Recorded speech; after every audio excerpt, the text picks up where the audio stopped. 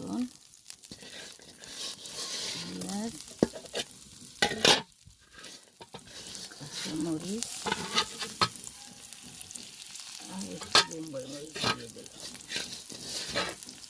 আবার ভাজা ভাজা করে শুকনো শুকনো করে শুরু করুন। হালকা ভেজে নিলাম। এবার আলু আর আলুর শাক দুটো একত্রে দিয়ে দিলাম।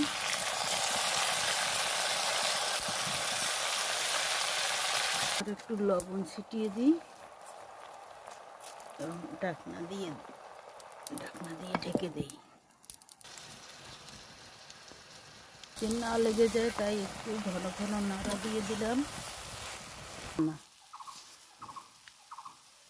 হয়ে গেছে। এবার আমার আলু শাক রান্না। এবার গরম ভাত আর আলু শাক।